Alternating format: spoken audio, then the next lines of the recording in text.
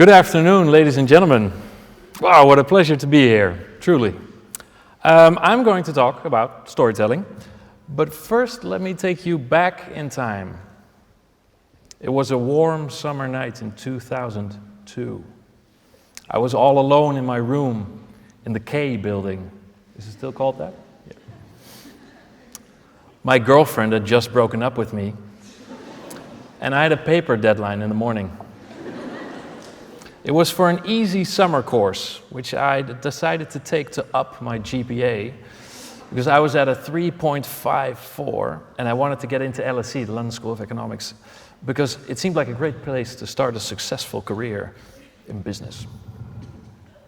So I figured upping my GPA to a 3.6 would improve my odds of getting in. But that night, I spent all night feeling all the feels and not writing a single sentence. When the sun came up at 6 a.m., I was still staring at my empty screen, cheeks salty from the tears of my self-pity. I decided to email my professor, saying I wouldn't be able to hand in my paper, and I quite dramatically added, because my girlfriend broke up with me. Hoping for, and kind of expecting, an extension. My professor, I imagine, looked into his heart and did the only right thing. And he gave me an F. Leading to a D for the course, leading to a 3.4 final GPA. LSE had a minimum GPA requirement of 3.5. My dream to get rich quick and retire early was crushed by an F in a voluntary summer course.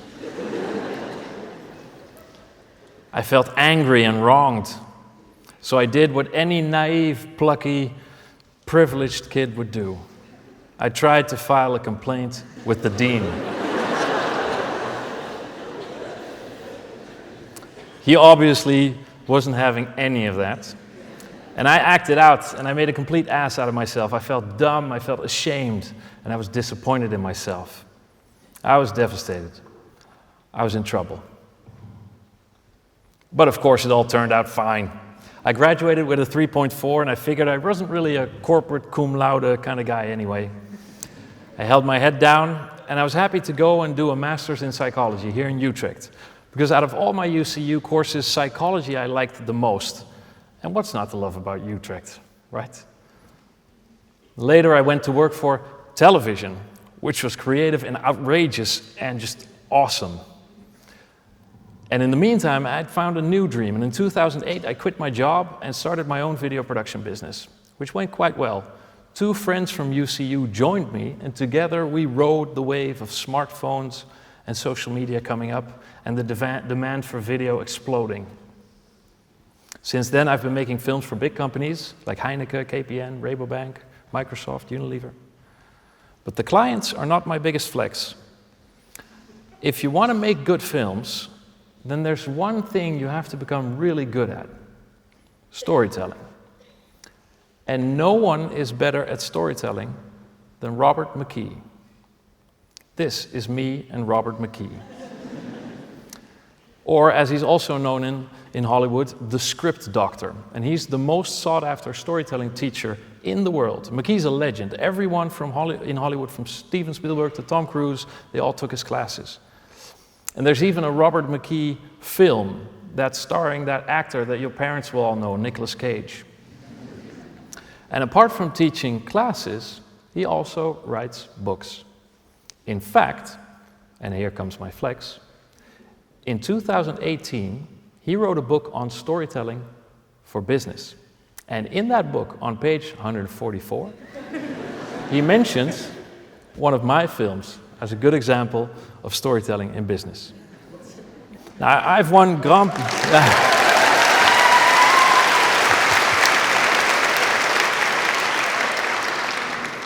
I didn't write pause for applause. I have to say, I've won Grand Prix prizes at corporate film festivals every year for the last 4 years, but I definitely peaked in 2018. And a little bit now, actually, come to think of it. So now that I've talked about myself, and by talking I mean bragging, it's time to commence the commencement part of this speech. It is my absolute honor to be here and impart some of the insights into life that I've gathered in the last 20 years since I wore one of those caps. Here's my take. 2 decades after graduating, life is still a big mystery. I look much older, but I don't feel any older. I make more money, but I don't feel any richer. I exercise more, but I don't feel any stronger. I could go on, but the point is, in your 40s, it's still quite hard to make sense of life. But there's one thing that I found actually does help me make sense of life. And specifically, it helps me to make sense of life's decisions. As it happens, you're all here on the eve of making a lot of really big decisions in your life. Up until now, they've been quite straightforward. Go to UCU or not? Which courses shall I take? What should my thesis be about? Is this a relationship or a situationship? And of course, are we going to go study or go to the bar tonight? Soon, though, you'll be asking yourself where to apply for work, where to live, who to marry, shall I have kids, should I divorce? Adult stuff. There are different tools to aid you in your decision-making process. You can make pros and cons lists, you can map out scenarios, you can apply game theory, you can ask your friends, you can ask ChatGPT, and of course you can always just follow your gut. But there's one method that I find particularly helpful in trying to make sense of life's big decisions. And you know what? Frankly, I wish someone would have told me what I'm about to tell you 20 years ago. The last 2 decades would have been much less confusing. The method is called storytelling. Storytelling as a decision-making tool? Yes, bear with me. It actually makes a lot of sense when you realize that every story basically centers around 2 big decisions that a main character makes. One decision gets the main character into trouble, and one decision gets the main character out of trouble. Now, when you're facing a big decision, you can see how valuable it would be to have a way to analyze and distinguish what kind of decision you're about to make, right? Storytelling offers guidance. But I'm getting ahead of myself. Let's do this properly, academically, philosophically, and start with Aristotle. According to Aristotle, stories offer their audience universal truths about human nature, morality, and life in general. And the goal is to provide catharsis, a sort of purification through meaningful emotional insight. But I also like how Mr. Robert McKee says it. He says, stories take you to the limit of the human experience. They allow you to see the full spectrum of life beyond anything we could possibly live. And that helps us make sense of life. Therefore, stories are equipment for living. So, ladies and gentlemen, if you'll allow me, let me turn this into a brief, very practical mini course on how to do storytelling on yourself. And let's face it, it's the last chance you'll get to learn something useful before you graduate.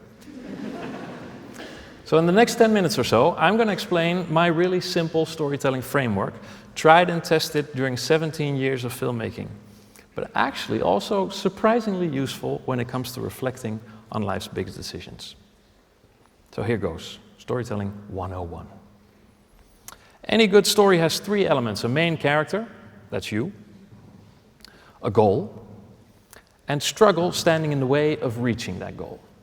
Now, as much as I wish for your life to play, if there's no struggle, it's basically a person making a plan and then succeeding.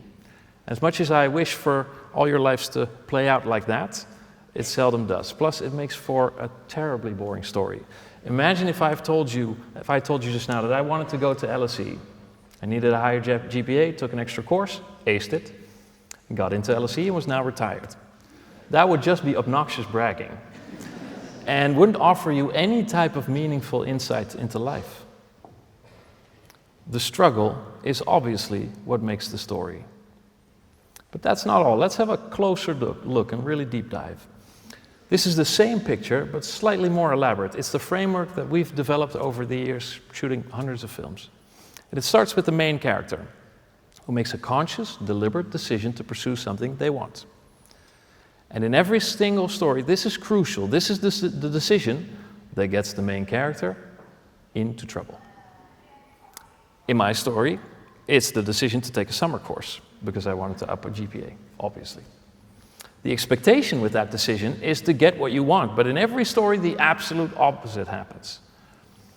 You are hit with struggles, and you drift further and further away from your goal. And there are three types of struggle. Physical struggle, like having to write a paper. Interpersonal struggle, like your girlfriend breaking up with you. And the deepest one, inner struggle, which is actually self-doubt. And when self-doubt sets in, you're about to hit your lowest point. Now the story becomes interesting. Because as soon as you start to doubt yourself, you enter what is called the dark night of the soul. Or as psychologist Carl Jung described it, the place where the ego goes to die. In any story, this is where the main character is confronted with themselves and starts to regret that decision that got them into trouble. Why did I want what I wanted? What was I thinking? It's a really low point to be in because you're further away from your goal than ever before, and you feel it. It sucks. The plan failed, your identity crumbles, you're defeated on the outside and in complete despair on the inside. The thing you chased, the thing you sacrificed for, maybe even hurt others for, is out of reach and out of sight even. Worse still, you begin to see yourself clearly, and what you see is unbearable. You're alone, stripped of your mask, staring into the void of your own failure. You know the feeling. You've been there, alone in your room. I have. There's no hope in that moment, only silence and shame, and a terrifying question whispering inside. What if I was wrong about everything? Aha! Now we're ready for growth. And this is how you grow. In that dark moment, growth comes from reflecting on your want, peeling it back, and learning that what you consciously wanted is not exactly the same as what you needed subconsciously. So in any story, the whole point is that the main character needs to take the second big decision, namely the decision to get themselves out of trouble. And it's the decision to not give up and prioritize the deeper need over the superficial want. Philosophically, it's also the lesson, the emotional truth about life that the story offers us, the catharsis. And thus we've gained insight, and our main character reaches their true goal and lives happily ever after, or at least until the next story unfolds. That's storytelling. So I was part of the third year that ever graduated from UC. Lots of stories started and finished since then. And here's what I can report to you after living through 2 decades after graduation. You'll make a lot of decisions. Most of them won't get you into trouble, and you'll do just fine. Sometimes even great. But on occasion, you'll feel bad, and sometimes really bad. They don't call it the dark night of the soul for nothing. It's a scary place. But any time in the future when you might find yourself feeling really bad, you now know that it means that it's time to make a really important decision. A decision to get you out of trouble. Here's what I want you to do when you're doubting yourself and you get stuck in a dark night of the soul. Figure out which decision specifically you regret. That was the decision that got you into trouble. Analyze why you made that decision. What did you want? What did you want to achieve with this decision? And when you peel back, you'll likely find an ego-driven motivation behind your want, like some kind of pride, or a fear, or an insecurity, or an arrogance. When you're able to look yourself in the mirror and face your ego, then you're ready to uncover your subconscious need. It's not easy, but this is how you transform and grow. Now all you need to do is be brave and make that decision to get yourself out of trouble. Let's go back to 2002 as an example. Is this building still up? Yeah. Imagine you wanted a certain future and decided to take an easy course to up your GPA. Peeling back, maybe you wanted to be recognized or accepted by your peers, like all your friends going to Oxford, to Cambridge, and LSE. Then maybe your underlying ego-driven motivation was actually fear of not being good enough or not being recognized. Then maybe your need was actually to recognize yourself. And maybe the insight is that feeling recognized, actually being happy, comes from doing what you enjoy and not from trying to measure up to your peers. Which in my case turned out to be a messy but very fulfilling creative career path with no retirement in sight, but also no one ever asking me about my GPA or which schools I went to. All right, time to wrap this up. Whichever way you look at it, you're here closing one story and commencing a new one. And you'll be facing decisions. When you do, I would suggest that you ask yourself, is this a decision that gets me into trouble, or is it a decision that gets me out of trouble? Or in other words, is this the part of my story where my ego speaks and I'm chasing a want? Or is this the part of my story where I gain perspective and prioritize my needs? And then one last thing. To anyone feeling like they're in a dark night right now, I wish you strength, patience, and insight. And I hope you'll remember that this is just part of your story.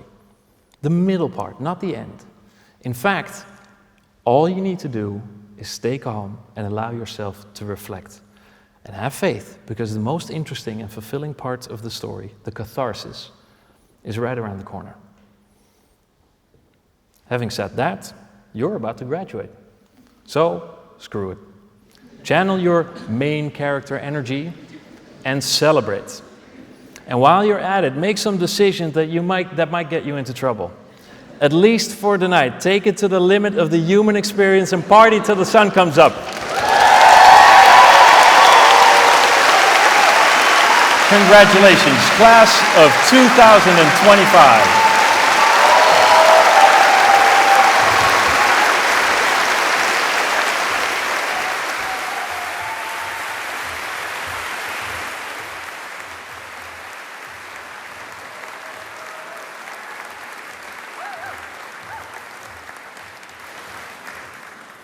Thank you so much, Jasper, for sharing your story with us and the decisions that got you into trouble. And I think we very much enjoyed those decisions that got you into trouble, but you turned out all the much better for it. And thank you for joining us here 22 years down the line after your own graduation from UCU. Thanks again.